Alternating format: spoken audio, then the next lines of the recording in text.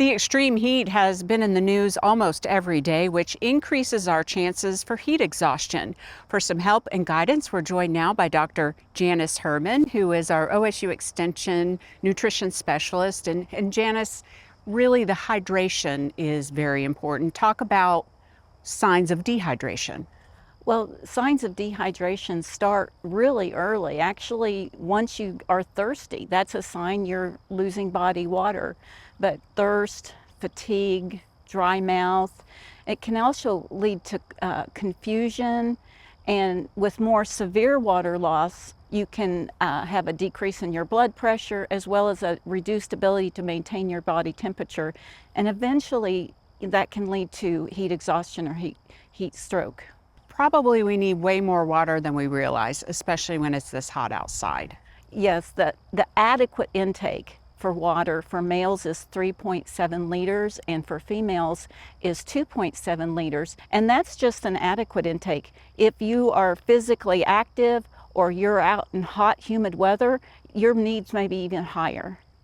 And sometimes we think, oh, I'll have a sports drink and that'll do it. But water really, you're supposed to start with water, and then when should you maybe add something else? Well, actually, you want to drink fluids before you're out, while you're out, and after you're out. And one little trick you can do is weigh yourself before you go out and do some activity, and then weigh yourself after. And so probably the difference in water loss is going to be reflected in your weight. And you're going to need about 2 cups of fluid for every pound loss. So where do sports drinks come in then? So most activities less than an hour, plain cool water is the best. We absorb that really rapidly from the stomach. But even whether you're doing sports or just being really active outside in the heat, beyond an hour, you do lose some electrolytes when you perspire. And so after an hour, then maybe the sports drinks that have some electrolytes would be helpful. What about people who say, I don't like the taste of those sports drinks? Are there options for them?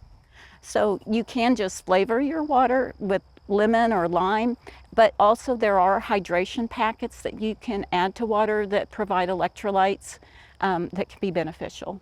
You mentioned some of the signs of, dehydration. What are some of the signs that we're getting into some more serious territory in terms of our health? So like if you're stumbling, you're confused, you're dizzy, you feel faint, you have flushed red skin, muscle cramping, nausea, vomiting, an increase in the respiratory rate, on heart rate, a throbbing headache, and particularly if you stop sweating and you're rapidly, those are signs that you really need to get some help. Last but not least, who is most at risk for heat exhaustion and dehydration? Well, young children are particularly at risk because they actually have a higher percent body water than adults, and they're often not aware that they need water or drinking fluids regularly.